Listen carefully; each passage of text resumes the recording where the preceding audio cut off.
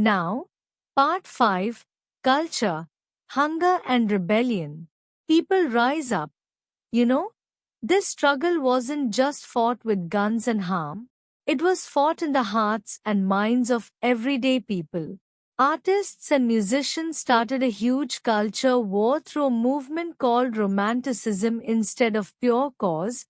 They focused on emotions and celebrated local folk songs, poetry and dances to create a powerful national spirit. Take, for example, Poland. Even when they were erased from the map and dominated by Russia, the Polish people used their language and their music as a weapon to protest and keep their identity alive. Now take that intense, passionate cultural awakening and combine it with a rapidly growing population, severe food shortages and terrible unemployment. What a total explosion you get in the 1830s. By 1848 people were hungry and furious appearance workers. The middle class, they all affected the streets, the construction of barricades and starting a full-scale uprising. They literally forced the kings to flee in terror because they were demanding their rights. In the end, Part 6 nations finally come together, redrawing the map.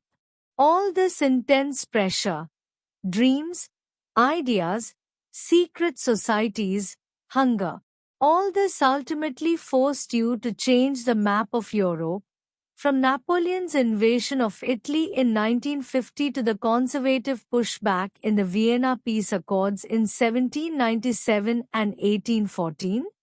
The 1814 and 15 years may see the building of steady, unstoppable momentum, but the spirit of freedom will not stop until 1821. The Greeks are fighting for independence from the Ottoman Empire, and by 1848 revolutions are spreading throughout the continent. Those old multinational empires were collapsing. But it is certainly worth noting that not every single nation was born out of a bloody street uprising. The creation of Great Britain is indeed a strange affair. Instead of a sudden revolt, it was built gradually. Over time, the English Parliament used its political 1707 power to absorb Scotland peacefully through the United States and later through Ireland.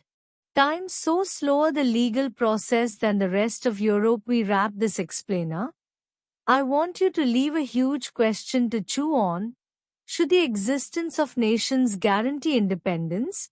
What happens when nationalism combines with imperialism? Because by 1914 this pretty optimistic dream of independent nations actually turned into a nightmare, with proud nations starting to compete aggressively for power and trying to conquer others, and that fierce competition drove the world directly into the disaster of World War I.